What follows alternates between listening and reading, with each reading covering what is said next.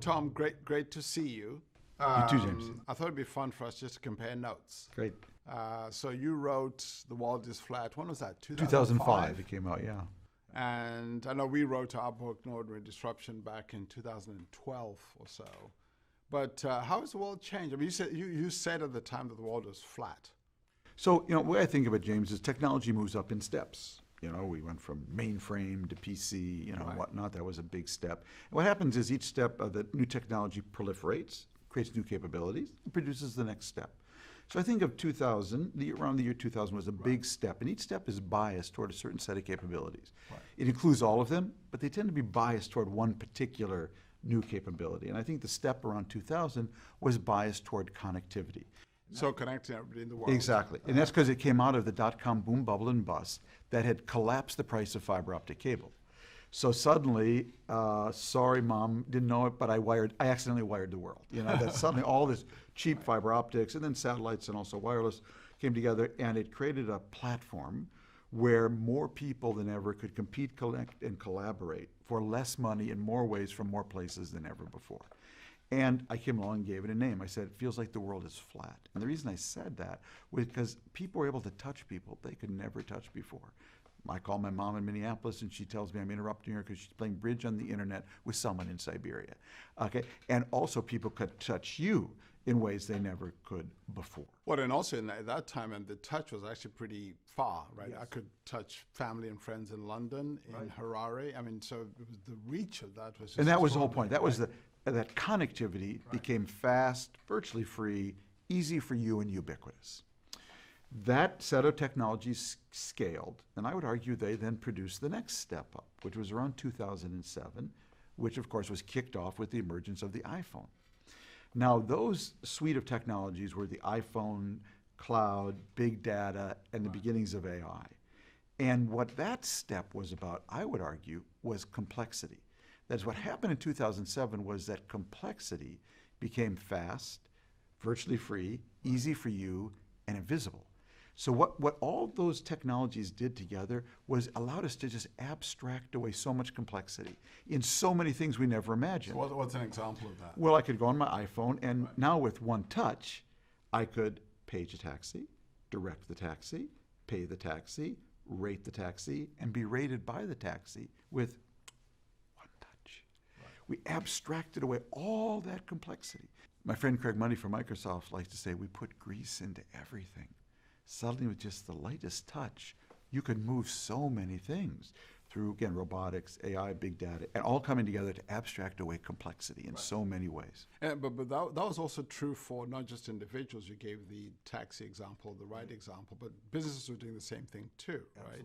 Yeah, in their supply chains, in how they orchestrated and worked with suppliers and vendors and customers, they were doing the same thing. Exactly, but it tended to be bigger businesses, I would argue, and particularly big manufacturers who had a lot of return on investment and could afford to substitute labor for machines. Right. Now, the third step, which is, I think, what we're in the middle of right now, is that basically the world has gone from flat to fast to deep. It's all what you can do now with no touch, okay? It's Siri, give me all of James's, our latest articles, no touch at all. Right. What happened basically between 2007, I would argue, and today, James, and this really hit me in recent weeks. I've been traveling a lot of places, and people are always nice to you, and they say, hey, you're working on a new book. Right. And I'd say, well, I just wrote a book, about 2007, which is about the three largest forces in the world, the market, globalization, climate, Mother Nature, and Moore's Law technology, all accelerating. So I don't have three new forces to tell you about. And in thinking about that, I realized that actually what's happened since 2007 is not that three new forces have manifested itself. It's that these three have gone deep now. Now they've gone really deep. So as you noted, James, in 2007, and when you wrote your book, A No Ordinary Disruption, it was about big companies. Now, it's about individuals. I was playing golf in Florida last week, and my caddy said to me, I went down to electronics store. I got a little camera for my front door, and one for the and for my lobby, and I can now on my iPhone see when the package guy delivers something. Now that was something companies can do when you wrote your book in 2012. Now it's something my caddy can do. Okay, so all of these things have gone deep, and they're triggered now by no touch. Right. But I would argue, though, Tom, that even that second stage, when we abstracted away the complexity, that wave is still going. Oh, absolutely. Yeah. Because one of the things that we found that's quite striking is that if you whether you call the complexity or you call it digitization, Yes. There are some parts of the economy, some companies, some sectors, some countries that have gone pretty far. Right. But there are many others, companies, sectors, and countries that are still have yet to do that. Yes. So we're starting to get these differential rates of even the three waves you just described. So it's why I like to use the term deep, because in fact, again, each one is always part of each one. Right. But what's happening now is they're all going fast. So the connectivity has gotten even more intense. Right. The ability to abstract complexity away has gotten even more rich. And then we're taking them both deeper into the economy so more people, companies, and places can participate in it. And so what I'm not thinking about is, because this keeps moving up in steps, what's the next step, baby? So from flat to fast to deep, I think the next step is psychic. I now know your whole psychograph from your phone. I will just push you your groceries, push you the supplies you need, pushing you the information you need. And I think I could already see, the one after that. And it would be called genomic. That I now have a watch, or I have smart clothes on you, that I can actually read your human genome. So I can tell you what health what drugs you need to buy, what supplies you need to buy, that my neurons will connect with your genome. Basically. So are you saying then, Tom, that the next waves, that sounds to me, the psychic sounds to me like AI? Exactly. And Siri and Siri and all the rest of it, all these different technologies. And the genomic sounds like just the kind of the synthetic biology, biological revolution that we're going through. That gets then built into our clothes, our watch, and then linked up with Walmart. Right. So you go, Walmart tells you, we know, given your genome, these are the foods you should buy. And these are the health aids you need. And I think that's roughly where we're going, from flat to fast to deep to psychic to genomic. But let's stay with the psychic or the AI portion of that. One of the things that's quite striking, so we've been doing quite a lot of research just on the impact of AI. And what's striking about that is that on the one hand, I think, clearly, businesses, individuals will benefit from the psychic when these technologies can deliver us and help us do things that we wouldn't do ourselves. We wouldn't even know how to do ourselves. It also seems as if the economy itself would benefit, because in the sense that, as companies become more productive, as the economy becomes more productive, that actually helps the economy in terms of driving economic growth. Right. I think the big question for many people comes down to, how do we think about the ethics of these technologies and the mis and misuse concerns about those kind of psychic or AI-based technologies, and of course the issue of work. But I'm sure we'll come back to the question of work. But how do you think about? So let's start with the ethics question, which I think is hugely important. Right.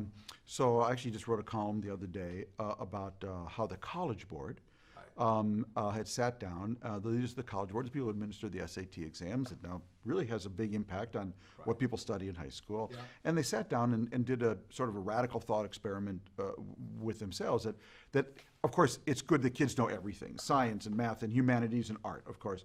But if they had to choose two things that they thought every kid had to have the tools for, what would they be? And they came up with two codes.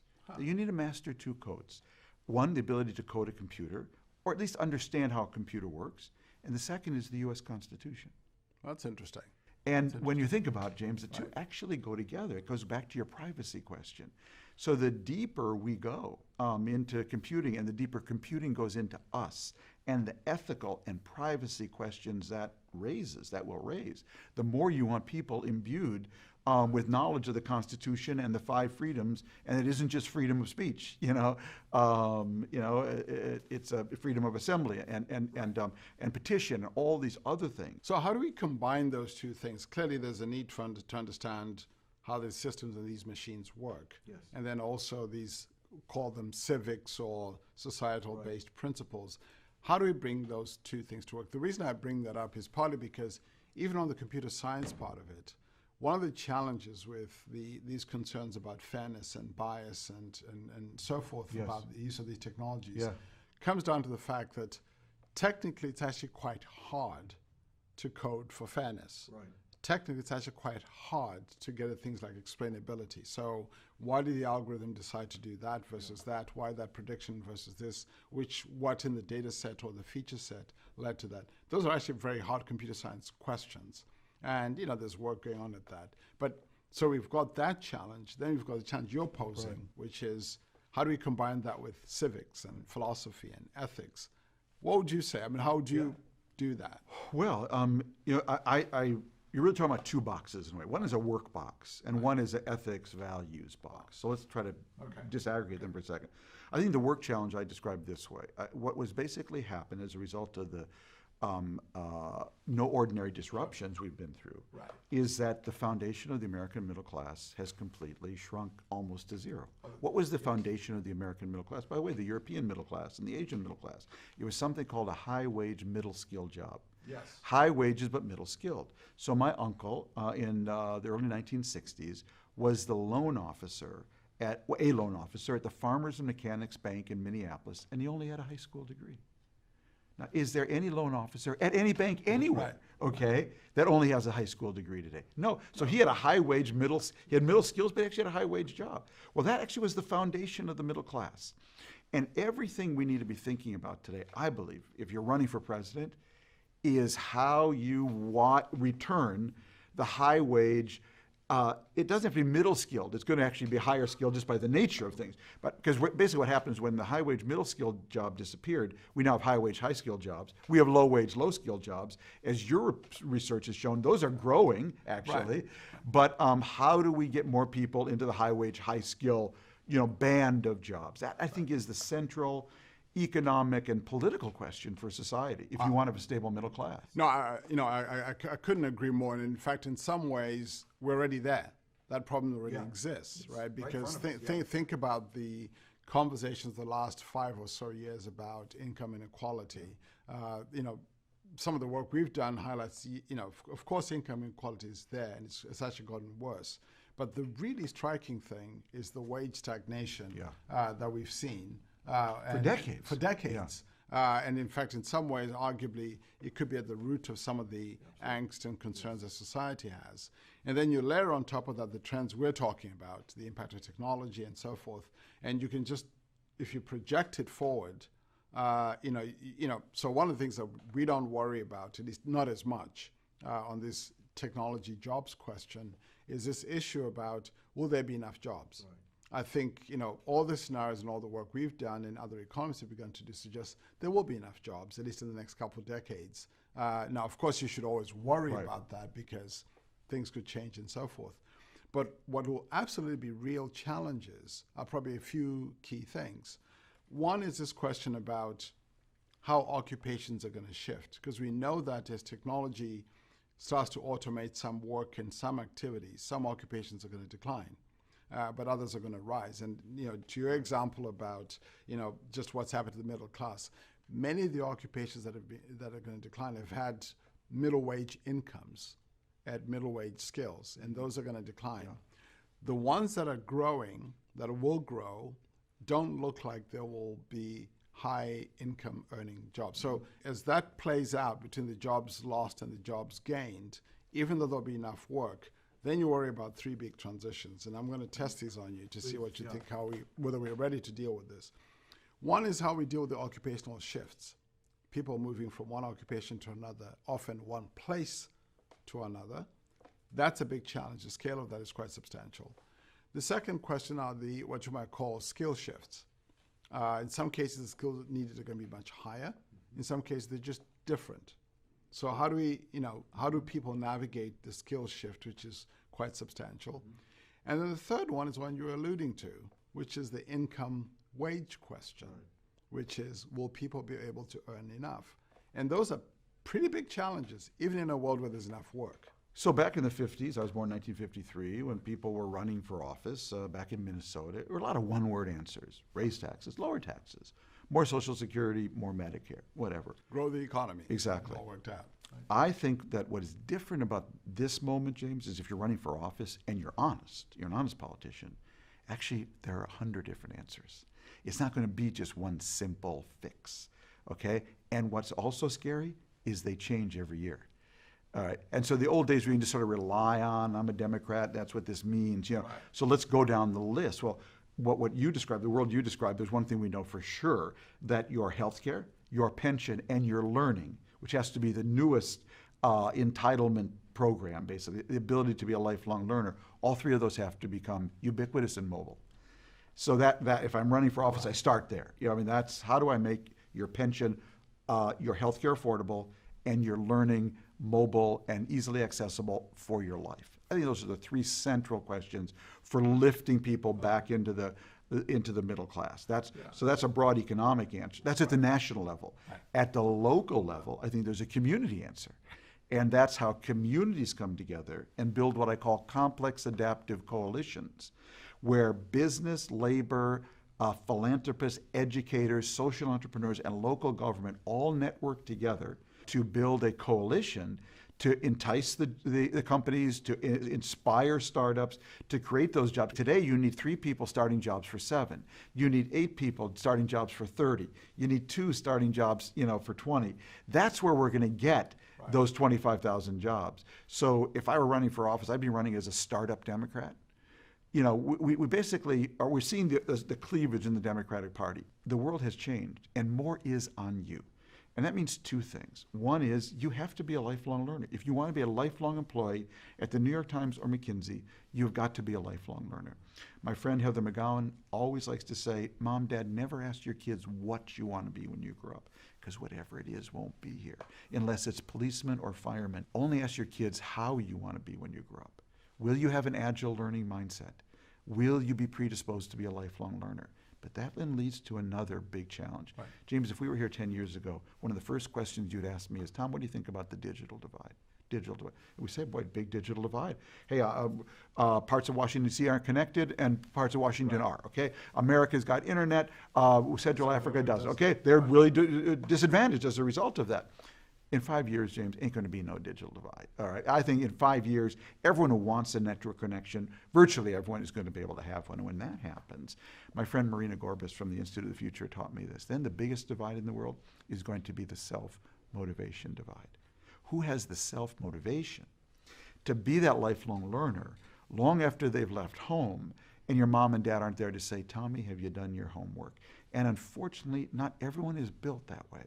See, a lot of people were built, and by the way, these are wonderful people. They built our country. We told them what to do, and they did it, okay? We owe them a huge debt. Unfortunately, just doing what you're told now will not get you into that high-wage, high-skill bracket. So you're emphasizing the key defining or differentiating thing for individuals being motivation and inclination to do things. And I get that. I guess I'm trying to imagine how this feels. And by the way, for anyone's not up for that, I want to take care of them. Yes. Right. That's why I want my taxes raised, to take care of those people, because the world may just be too damn fast for a lot of people, for some people, Well, and it already is. I mean, one of the things that I find quite striking is that if you look at, for example, your typical average American household, and you think about, so what effectively, if you look at the median, what are the things that dominate the expenditures? It tends to be housing, education, and healthcare. All going up. All going up. Don't tell them there's no inflation. Exactly. Yeah. And they're going up often at a rate much faster than their incomes are going up. Yeah. So I think this question about how do we help and assist or create the environment or the circumstances so that those families can manage through this, I think is quite important. And also, I mean, going back to your point about community, one of the things that's quite striking is, it's often easy to talk about these things at a national level. Right. But if you go, to your point, community by community, you find a pretty interesting kind of mosaic of communities around the country. So we've looked, for example, county by county, and you look at these different counties. Yes, there are some counties and places where the economy is relatively vibrant, It's a diverse economy. Educational attainment, the profile of what's going on in people, the households, and so forth is, they're set up to do well. There are others, you might call them distressed Americana, where it doesn't look like that. And so the questions for each of these communities can be quite different. In some cases, the questions are more about how do you enable economic development. In some cases, you want to prioritize how do you improve education. So to your point, it isn't just a one slogan answer for every place. The list looks, as you said, like 100, and the places look like 100 places too. Exactly. So how do we do that when the complexity, the mosaic is very local, place to place, person to person, household to household, county to county? How do we do that? Well, the beginning of wisdom is to understand the problem. What is the title of your of that study? 'Cause I think everyone should go read it. I think it's hugely important. Yeah, so Walmart drew on some of our research. It's called the America at Work. America at Work. People should look that up. They can look at that because and it's look at really the research good. underlying that. Right. And it paints this mosaic of different places around the country. Basically, what I learned from it is that the cliche about America is we're a country divided between two coasts. Right. So two coasts that are liberalizing, pluralizing, globalizing, diversifying, modernizing, and then there's flyover America where everyone's supposedly high on opioids, voting for Trump, and waiting for 1950 to come back. Actually, that is completely wrong. You only have to be from flyover America, Minnesota like I am, to know just how wrong that is, because Minneapolis actually is a quite thriving place. Not in every neighborhood, but in the aggregate it is. And so actually the country is divided, in my view, James, between towns and cities, counties, that are able to create complex adaptive coalitions where business, labor, educators, philanthropists, social entrepreneurs, local government all come together to improve their resilience and propulsion, and those that can't, and they're collapsing from the bottom down. So one is from the ground down collapsing, the other is from the ground up rising, and they can be right next door to each other. Right. I profile Lancaster, Pennsylvania. It's thriving next to York, Reading, Harrisburg, not doing so well. And what also makes this doubly hard is that what differentiates the ones that build these coalitions and don't is a category of leadership that I call leaders without authority. Okay, this is an idea I got from one of my teachers, Giddy Greenstein, who's done this study in Israel. Right. Leaders without authority. This is a very interesting category. Are these activists? Are they community They're leaders? community leaders who simply step up and say, not going to happen in my town on my watch. And then they pull together a coalition, a complex adaptive coalition, and that's what all these towns have in common. Right. A cross-sector coalition that does, and rule number one is, you check your politics at the door, baby. Do not come in this room. We're just going to do best practices, best ideas. Don't care if it's Democrat or Republican. Right. And so it's a very different kind of politics. So let me ask you a question. We'll do a thought experiment, James. I'm a member of the steel union in Pittsburgh today, okay? Monday to Friday, oh man, I'm with labor. Solidarity, baby, solidarity. Right. But on Saturday, I drive for Uber.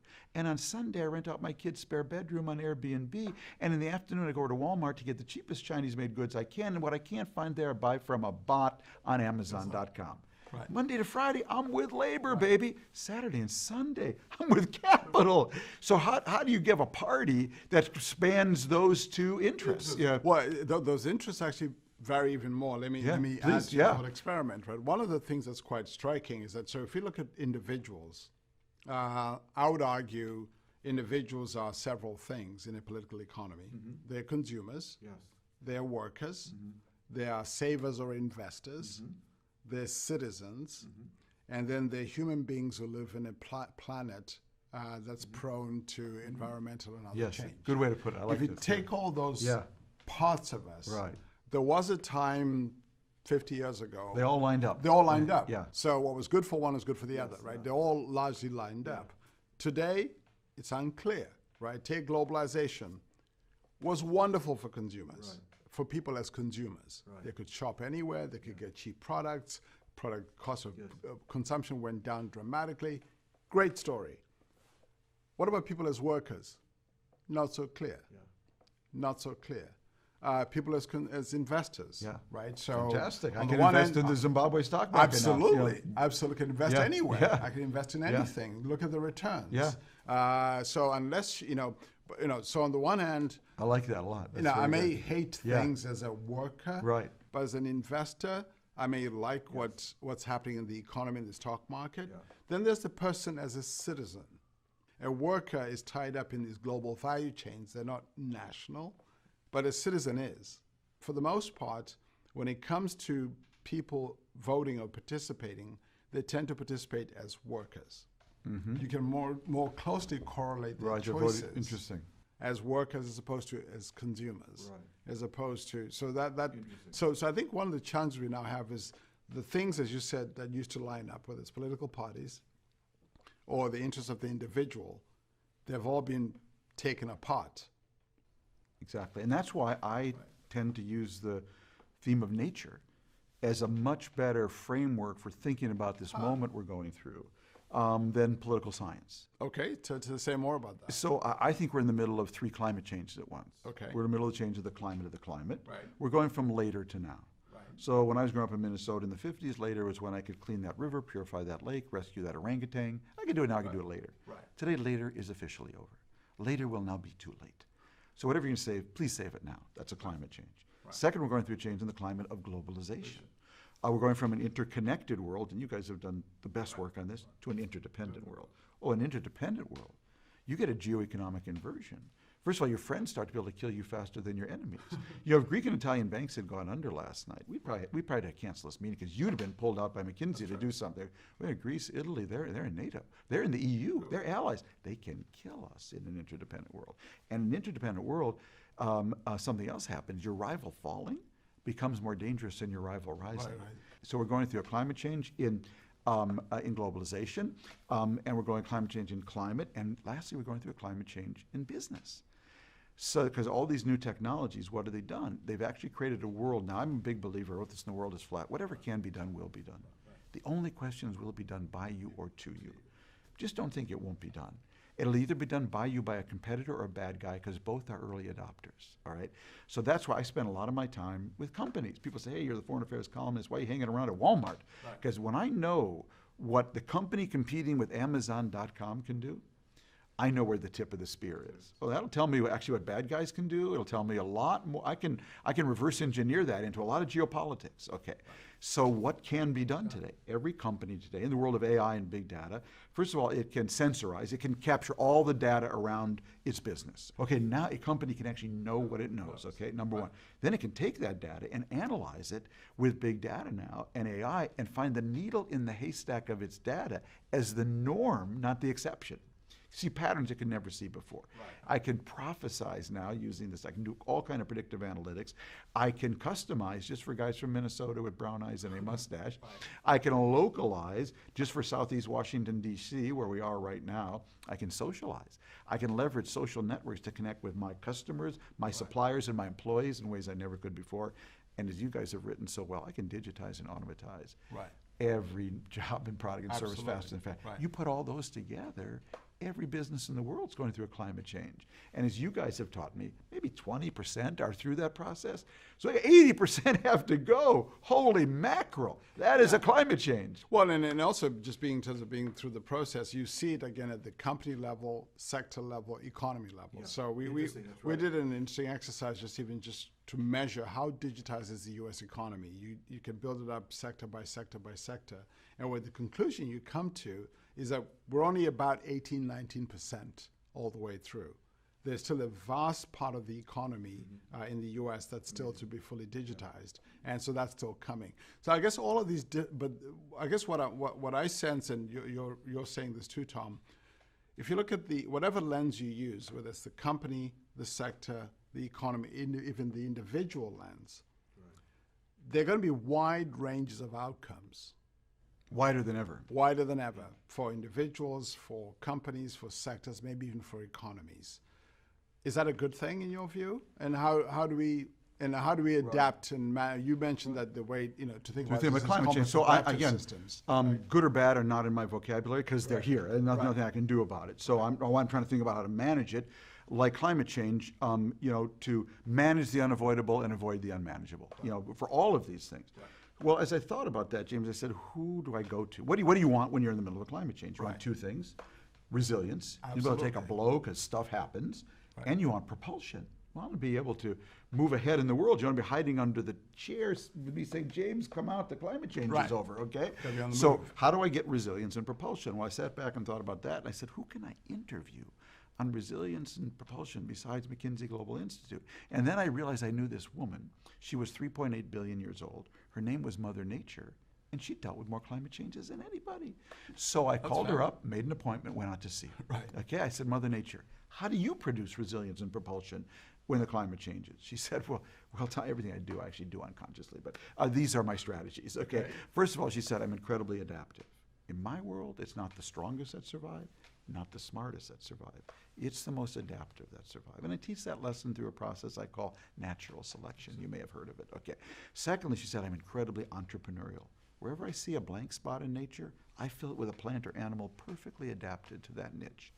Third, she said, I'm incredibly pluralistic. Oh, James, I'm the most pluralistic person you've ever met. I try 20 different species of everything. I see who wins. I love diversity. And you know, she told me something interesting, James. She told me she noticed her most diverse ecosystems are also her most resilient and propulsive ecosystems. I love pluralism. Fourth, she said, I'm incredibly sustainable. Nothing's wasted in my world. Everything is food. Eat food, poop seed. Eat food, poop seeds. Nothing's wasted.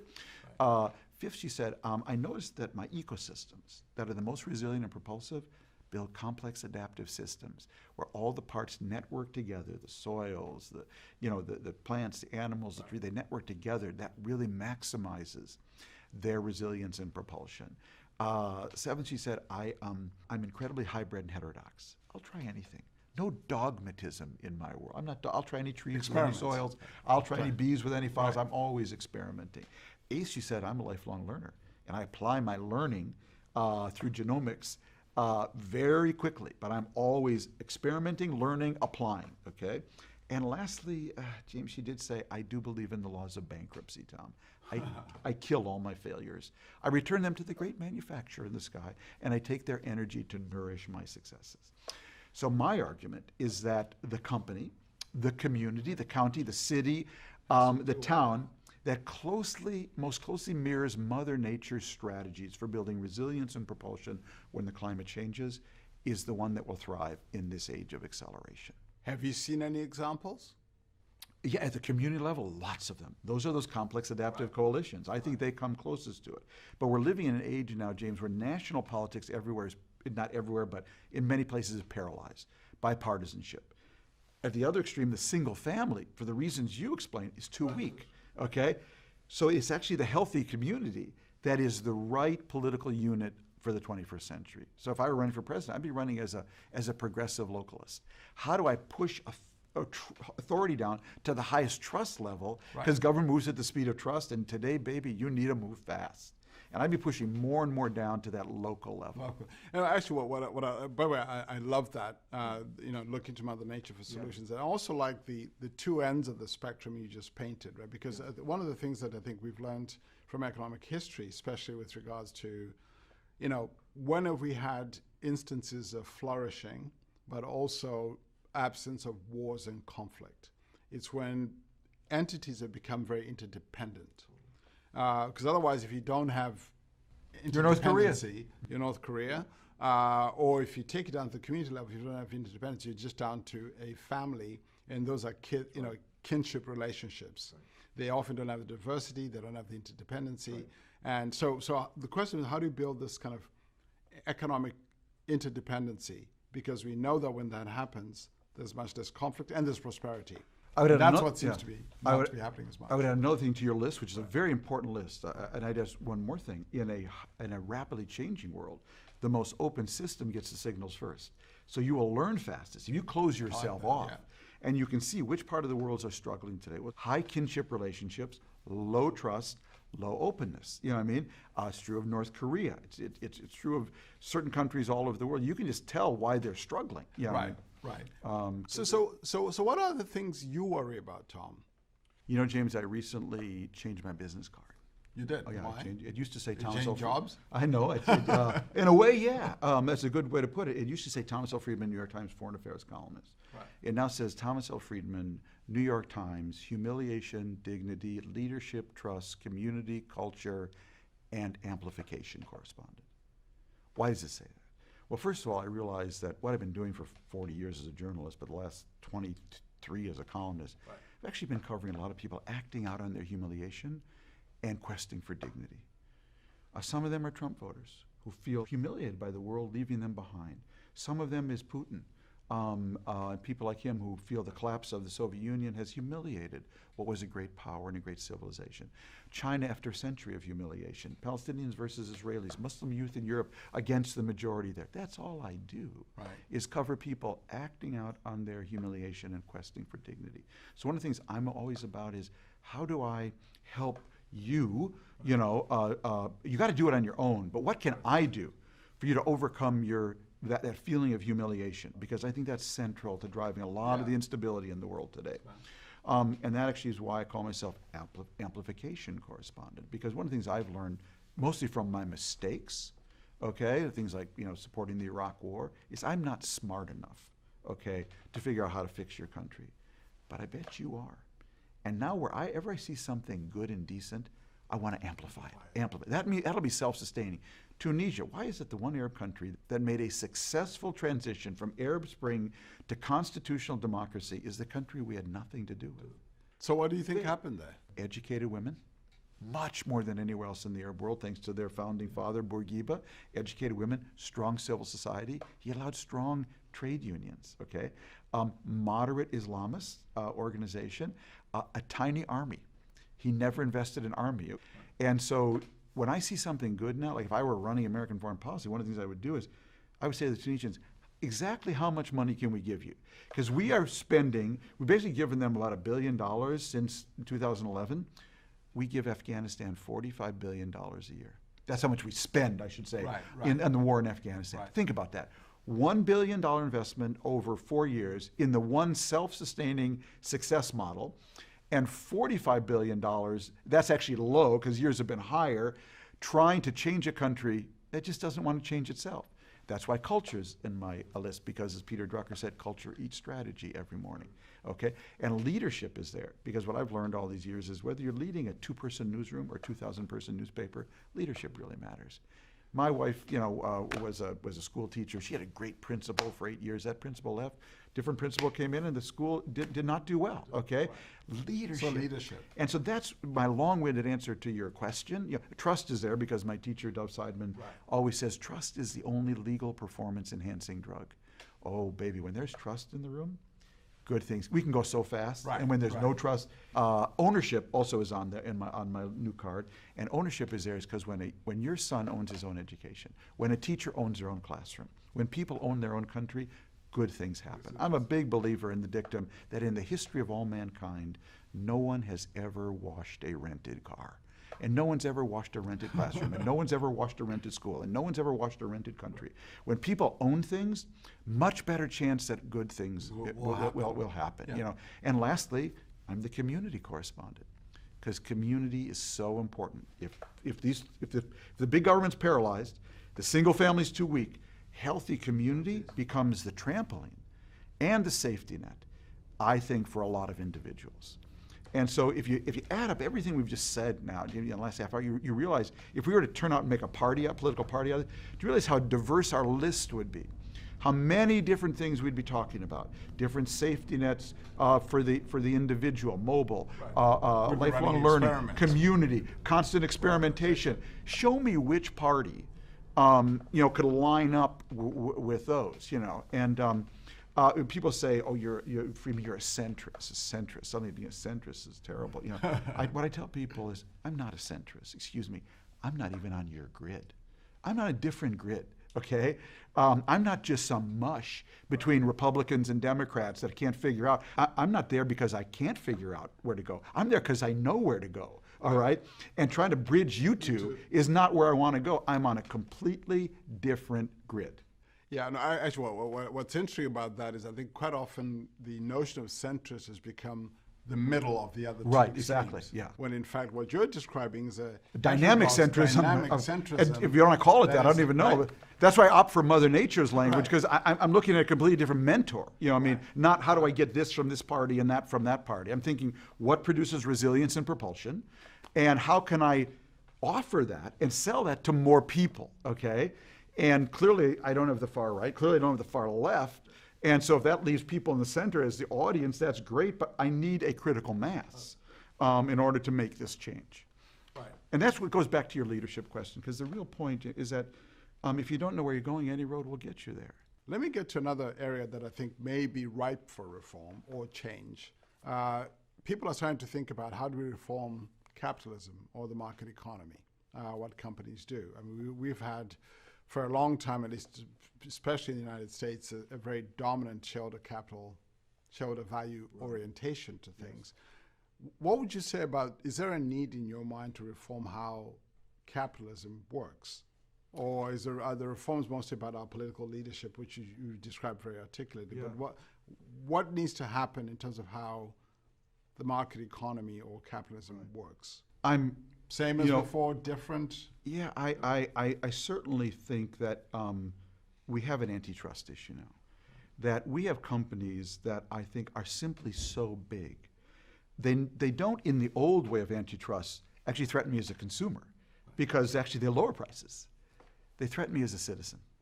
That they have so much market power now that their antitrust threat is to me as a citizen and what they can impose. So it's back to this question of human being as consumers, right? Exactly. Work different. And that's naturally going to flip antitrust into a totally new realm. So how do you think about that? Because now, if I'm a company or anybody in the market economy, do I now have to think about people as consumers, as workers, as citizens? I never had to think about that question before. Absolutely. Some might even think that even the way we measure success needs to go much beyond just simply shareholder value creation, right? We need to, whether we borrow from, one of the things that the Europeans have always done is they've always had more of a stakeholder model, where at the table you've got labor and workers and everybody.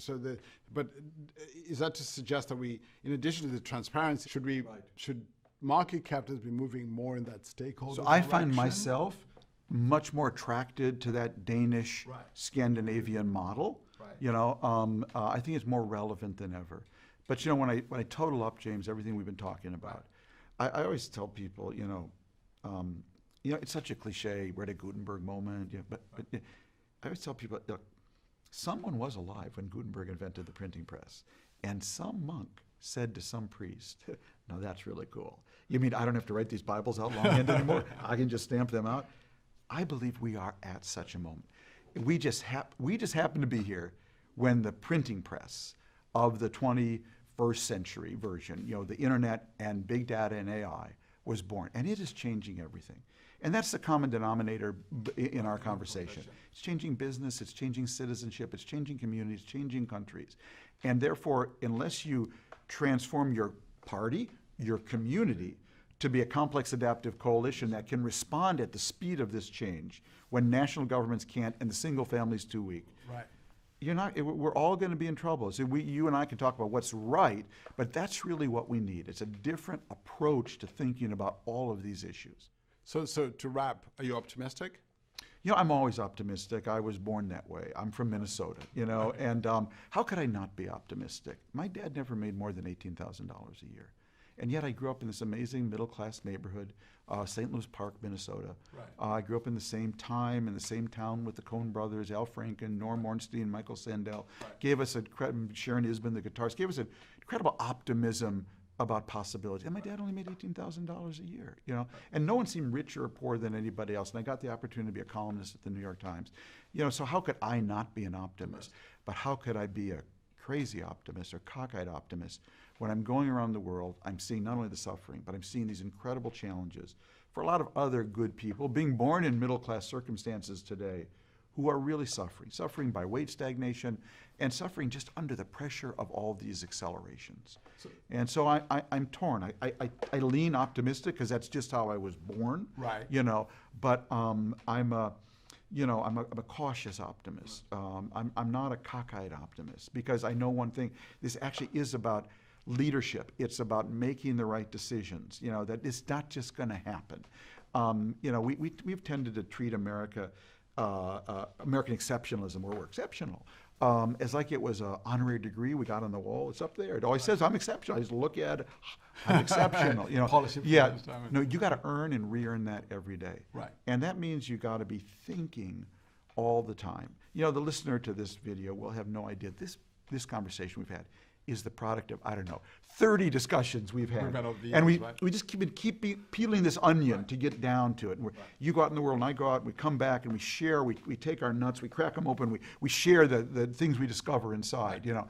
But, so it's exhausting. So you know, I probably have never told you this. It may be that this conversation has actually been happening over the last 50 years. Yeah. Let me tell you why. So you grew up in Minnesota. I don't know if I've ever told you this, Tom. My father was in Hutchinson, Minnesota in the early 60s. Really? He had got a Fulbright. He was the first black African to get a Fulbright scholarship to go to come to the States. From what country? From Zimbabwe. Wow, It was Rhodesia at the time. Yeah. And he spent a year living in Hutchinson, Minnesota in the early 60s. Amazing. So they might have run into each other. Who knows? Wow. You know, many years ago, one of the great things being a New York Times columnist, your papers all over the world use your column. And in Israel, Haaretz, which is kind of the New York Times of Israeli papers, sort of highbrow, they've been running my column in Hebrew. Very important, because then my column gets really into the local blood system.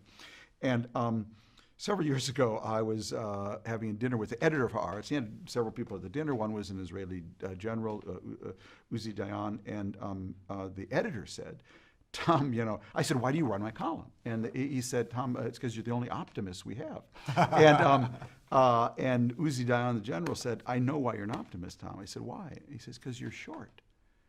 And I said, sure, I'm not that. He said, yeah, you can only see that part of the glass that's half full. Okay, so I'm not actually that short, shorter than you, but I try to look at the part that's half full, because the world's got enough pessimists, James. So having someone who's a little bit of a cockeyed optimist doesn't hurt. Well, this has been fun. I really enjoyed it. Well, thanks for making the time. Thank you. Great pleasure. Let's do this Thank you. again. I really appreciate it.